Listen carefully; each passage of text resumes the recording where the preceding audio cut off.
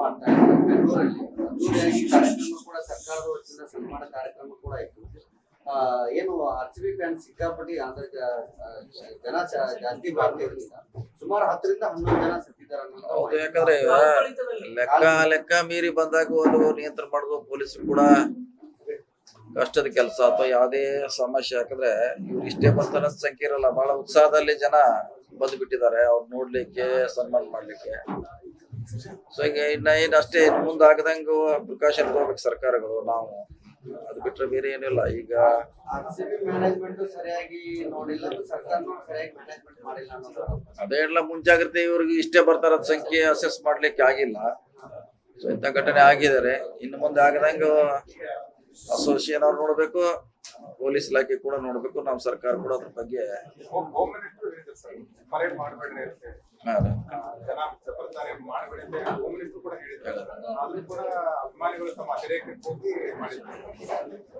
ಎಲ್ಲ ಕಡೆ ಭಾರಿ ಉತ್ಸಾಹದಲ್ಲಿ ಅವ್ರು ಈ ತರ ಮಾಡಿದ್ದಾರೆ. ಇಳಕಲ್ ಜಲಾಶಯದ ನೀರು ಧಾರವಾಡ ಕೊಯ್ಯುವಂತ ವಿಚಾರ ಇದೆ. ಅದು ಬಹಳಷ್ಟು ಇದು ಆಗ್ತಾ ಇದೆ. ಬೆಳಗಾವಿ ಜಿಲ್ಲೆಯಲ್ಲಿ ಬಹಳಷ್ಟು ವಿರೋಧಕ್ಕೆ ಕಾರಣ ಆಗ್ತಾ ಇದೆ. ನಿಜವಾಗ್ಲೂ ತಾವು ಏನಾದ್ರು ತಗೊಂಡ್ರ ಏನಾಗಿದೆ ಅಂತ ಹೇಳಿ. ಈಗ 11 ಅಥವಾ 12ಕ್ಕೂ ನೀರಾವರಿ ಇಲಾಖೆ ಮೀಟಿಂಗ್ ಕರಿತಾ ಇದೀವಿ. ಮೊನ್ನೆ ಹೇಳಿದ್ರಲ್ಲ, ಈ KDPಯಲ್ಲಿ ಎಲ್ಲಾ ಮೀಟಿಂಗ್ ಕರಿಲಿಕ್ಕೆ ಆಗೋಲ್ಲ. ಈಗ 3 ಭಾಗ ಮಾಡಿದ್ದಾರೆ. CO ಒಂದು 10 ಇಲಾಖೆ ಮಾಡ್ಬೇಕು, DC ಅವ್ರು ಒಂದು 10 ಇಲಾಖೆ ಮಾಡ್ಬೇಕು, ನಾವು 10 ಇಲಾಖೆ. 10 ಇಲಾಖೆಯಲ್ಲಿ ನೀರಾವರಿ PWD 11, 12 ಕರಿತೀವಿ. ಎಕ್ಸಾಕ್ಟ್ಲಿ ಅವ್ರು ಎಷ್ಟು ಒಯ್ತಿದಾರ, ಅದೇನು ಎಂತ ನಮಗೂ ಅದ್ರ ಬಗ್ಗೆ ಗೊತ್ತಿಲ್ಲ.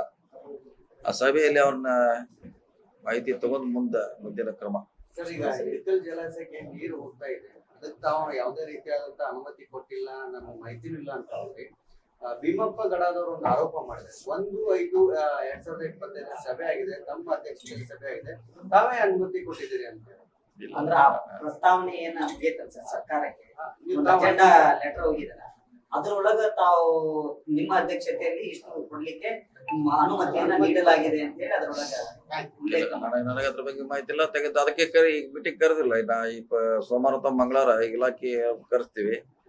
ಸೊ ಅದ್ರ ಬಗ್ಗೆ ವಿಶೇಷವಾಗಿ ಚರ್ಚೆ ಮಾಡ್ತೀವಿ. ಯಾಕಂದ್ರೆ ಅದಕ್ಕೆ ಒಂದು ಕಡಿವಾಣ ಹಾಕ್ಬೇಕಾದ್ರೆ ಅದು ಎಲ್ಲಾದ್ರೆ ಅದು ಒಂದ್ ಕಡೆ ಒಂಥರ ಹೇಳ್ತಾರೆ, ಇನ್ನೊಂದ್ ಕಡೆ ಒಂಥರ ಹೇಳ್ತಾರೆ.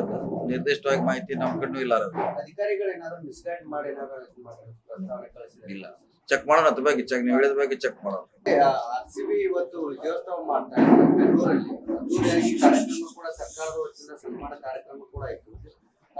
ಏನು RCB ಫ್ಯಾನ್ ಸಿಕ್ಕಾಪಟ್ಟಿ ಅಂದ್ರೆ ಜನ ಜಾಸ್ತಿ ಭಾಗದಿಂದ ಸುಮಾರು 10ರಿಂದ 11 ಜನ ಸತ್ತಿದ್ದಾರೆ. ಹೌದು, ಯಾಕಂದ್ರೆ ಲೆಕ್ಕ ಮೀರಿ ಬಂದಾಗ ಒಂದು ನಿಯಂತ್ರಣ ಮಾಡೋದು ಪೊಲೀಸ್ ಕೂಡ ಕಷ್ಟದ ಕೆಲಸ ಅಥವಾ ಯಾವುದೇ ಸಮಸ್ಯೆ. ಯಾಕಂದ್ರೆ ಇವ್ರು ಇಷ್ಟೇ ಬರ್ತಾರ ಸಂಖ್ಯೆ ಇರಲ್ಲ, ಬಹಳ ಉತ್ಸಾಹದಲ್ಲಿ ಜನ ಬಂದು ಬಿಟ್ಟಿದ್ದಾರೆ ಅವ್ರು ನೋಡ್ಲಿಕ್ಕೆ, ಸನ್ಮಾನ ಮಾಡ್ಲಿಕ್ಕೆ.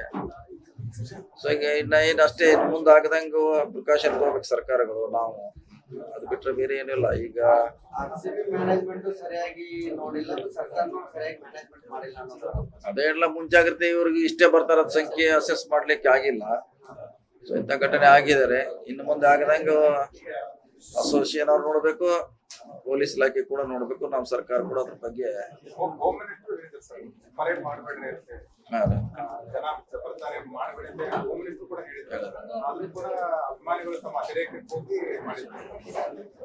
ಎಲ್ಲ ಕಡೆ ಭಾರಿ ಉತ್ಸಾಹದಲ್ಲಿ ಅವ್ರು ಈ ತರ ಮಾಡಿದ್ದಾರೆ. ಇಳಕಲ್ ಜಲಾಶಯದ ನೀರು ಧಾರವಾಡ ಕೊಯ್ಯುವಂತ ವಿಚಾರ ಇದೆ. ಅದು ಬಹಳಷ್ಟು ಇದು ಆಗ್ತಾ ಇದೆ. ಬೆಳಗಾವಿ ಜಿಲ್ಲೆಯಲ್ಲಿ ಬಹಳಷ್ಟು ವಿರೋಧಕ್ಕೆ ಕಾರಣ ಆಗ್ತಾ ಇದೆ. ನಿಜವಾಗ್ಲೂ ತಾವು ಏನಾದ್ರು ತಗೊಂಡ್ರ ಏನಾಗಿದೆ ಅಂತ ಹೇಳಿ.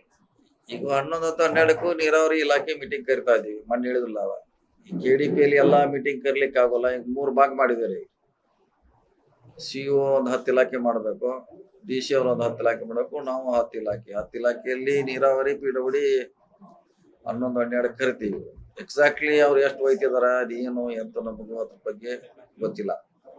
ಆ ಸಭೆಯಲ್ಲಿ ಅವ್ರನ್ನ ಮಾಹಿತಿ ತಗೊಂಡ್ ಮುಂದಿನ ಕ್ರಮ.